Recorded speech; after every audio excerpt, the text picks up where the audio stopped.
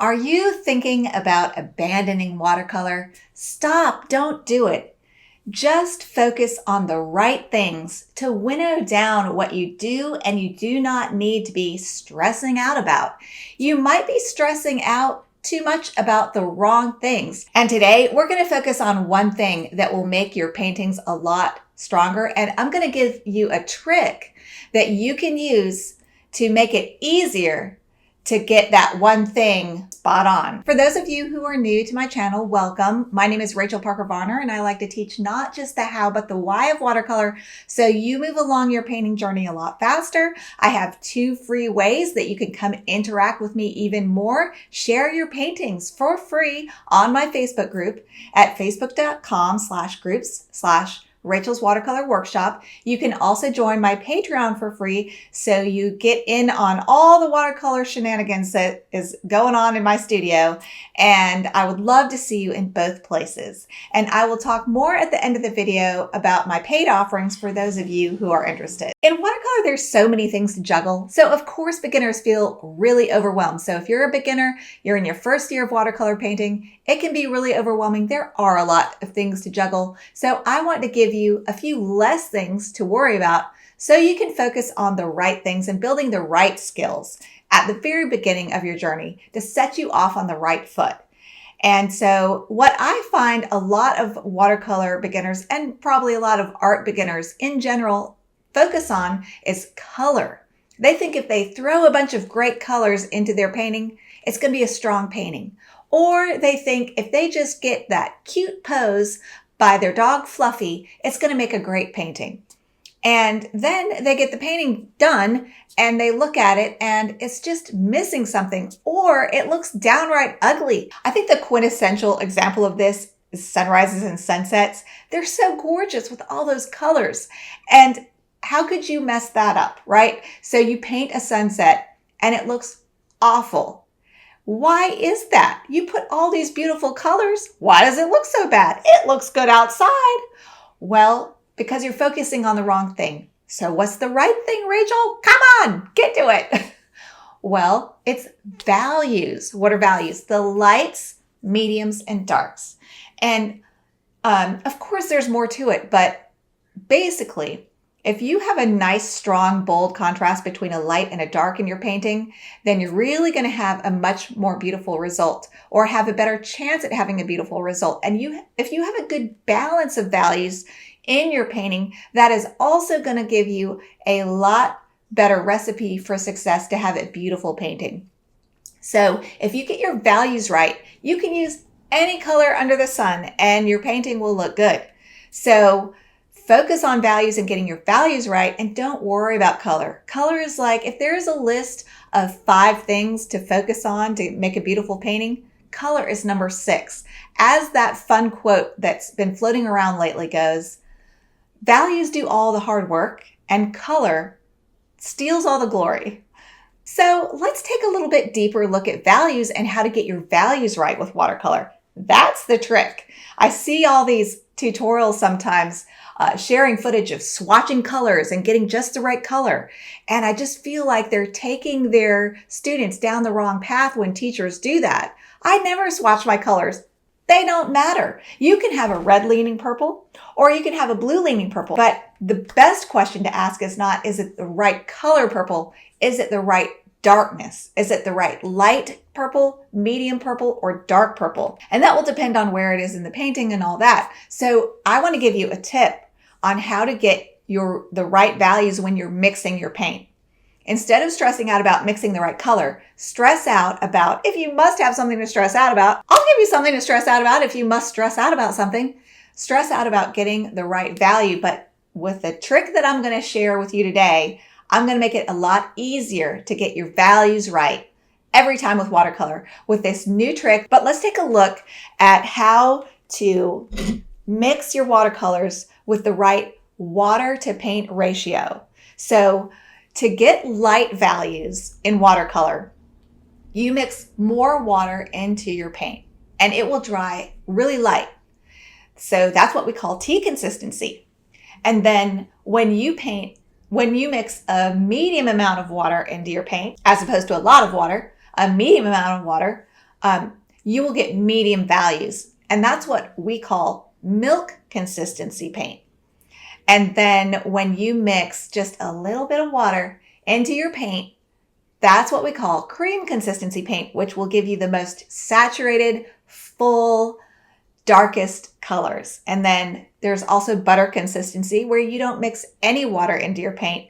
And butter consistency, I think in terms of usually when you use butter consistency, it's on wet paper. And so also how much water you have on the paper affects how much water is mixed into your paint at the end of the day. So that's something to take into consideration too. And for a deeper dive into the pairings of different amounts of paint to water ratios paired with different levels of water moisture on your paper, I'll put a link to I have a lot going on. I'll put a link in the comments and in the description to a video that I made called The Watercolor Clock that explores the pairings of these different water to paint ratios in your brush paired with how much water you have on your paper. And I'll put a whole binge list, in fact, in the comments. So be sure to check that out. Let's take a look. Let's do a little demonstration on how to get the right water to paint ratio every time. Here we go. All right, so let me do a little demonstration actually. Here's my water, here's my brush, obviously. And so say that you want to mix tea consistency paint. I'm going to take my brush and I'm going to dip it all the way up, well up to my handle here. Here's the handle. I'm going to dip it all the way in. It's dripping. This is very drippy, okay? So I went in, I dipped my brush well into the water, well past the base of my bristles, all the handle and everything is submerged. Now I have got a super drippy brush, a lot dripped because I kept talking. So you can add more. You can get very watery tea consistency. You can get barely tea consistency. There's different levels, but that is now tea consistency. And if I paint with this water, it will dry really light. By the way, this is a great way to have paint. I've started something new kind of where I have a blue palette, a yellow or warm palette, and a blue, yellow, and red palette, basically, so that I can have a big smear of paint on my palette ready to be activated. It's so much easier to get your paint activated and the right value when you have your paint already kind of smeared out evenly, then you let it dry, then you can pick it up really easily. Say that I want to paint with milk consistency. How do I get milk consistency? This time I am going to dip my brush, just the bristles, not the handle, just the bristles, and I might wipe it off on the side of the jar to get the extra drip off, mix my paint, see how that looks. If it beads, but it doesn't run readily, that's milk consistency. And you can do some little experiments on some junk paper and just practice with this. In general, that's how you get your brush ready to mix milk consistency. Now, say you want to mix cream consistency. I'm sure you can guess what you do. You take your brush, and sometimes I'll even wipe my brush on the edge of the jar and then dip just the tip. And then I might even brush that off. So now I just basically have a wet, damp brush. And then you can take that and smear it around. Now, and I'm getting a good bit of paint, so I'm moving across the palette to make sure I get a lot of paint. That paint, by the way, isn't running, it isn't beading, it's not moving on my palette. That is cream consistency, and that will give you darker values. So that is a nice little trick that you can use to make sure that you have the correct paint to water ratios to get the values you want. Now, I like to reward people who watch my videos, so I'm just real quick gonna go off script a little bit and just talk about what else will set you up for success, because I really want you to be successful. Watercolor is so fun. It really is. If you let the water and paint do their magic. A common mistake beginners make is they don't use enough water, and their paintings don't look like watercolors. They look stiff, or they look heavy. They don't have that pretty transparent sparkly look. So when in doubt, use more water. Another way, if you are in, say, your first year of painting especially, the best way to learn watercolor, I think, is to start with a good picture that already has a beautiful composition, beautiful light. And so what do I mean by beautiful light? You know how, like, in the morning or at golden hour, the light's really beautiful and the light is really dramatic? Why is the light so beautiful and dramatic? Well, because there's lights contrasted with darks in things that are being illuminated by the low sun. And it gives them a big area of darks and a big area of light. So those are big shapes, and a couple big bold shapes in your painting will set you up for success. And then that contrast between the light and darks is also beautiful and helps create a beautiful painting. So that will help set you up for success, is to look for reference material that sets you up for success, that has pretty lighting in it and really pretty shapes in it already.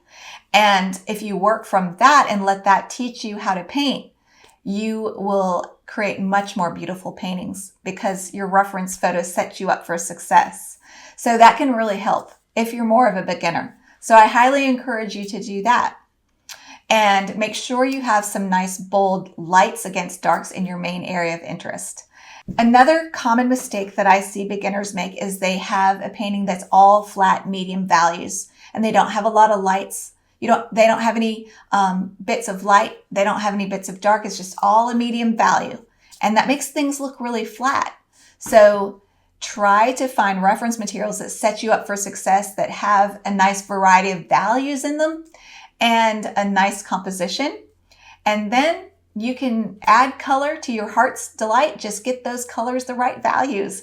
And that should help set you up for success a lot better, to be more successful with watercolor. Anyway, I would love to hear questions in the comments, what you have a question about after seeing this video or any other video that I've made, and what would you like me to make a video about next? I'd love to hear from you. I'd love for you to join my Patreon for free. I'd love for you to come post your pictures for free in my free Facebook group. And I have a great community over there. They're so supportive of each other. And if you ask for feedback, we will give it to you. So I would love to see you over there. I comment on every picture that gets posted in my Facebook group. So I am there a lot. I am going on vacation for a week coming up, but otherwise I'll be around. All right. So if you would like to join my paid Patreon, I would encourage you to do that if you're interested in painting loose, dreamy animals. I will say 80% of my tutorials are more advanced or intermediate. And you will learn the most from my tutorials if you look at them as demonstrations. And I pack my tutorials full of tips that you can use no matter what you want to paint. So I really try to gravitate away from a style of tutorial where I tell you, do this, and that, and then you will have a beautiful painting. You know, there's already a lot of tutorials out there like that if you just want to paint a pretty painting and be done with it and not learn the skills, the deeper skills you need to craft a beautiful painting, other tutorials might be better for you. But if you want to watch a tutorial where I give you the principles of good painting and how to paint, then that's kind of how I design my paintings or how I design my tutorials. And another thing I do in my tutorials is I kind of show you my real, not always pretty process, where it's not 1, 2, 3, done. It's a more intuitive process where you put something down, see how you like it, and adjust from there. And as many of my longtime students will tell you, I do a lot of putting down and taking back out. Otherwise known as fixing, what we artists call the push and pull of painting. And so I give you these skills of how to fix things. Lay people might call it fixing, but we artists call it the push and pull of painting. You put something down and you might not like it. You can take it back out or adjust the painting to make it work together. And I teach you those skills. So you will learn the skills that you need to paint anything you want to paint.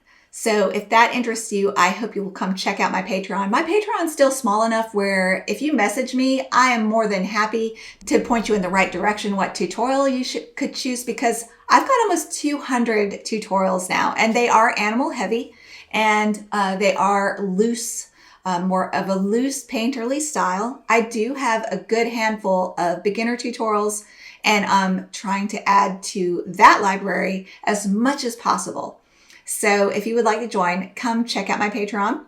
But either way, join for free. Come get a feel for what I'm doing in my little art life, and I'd love to have you there.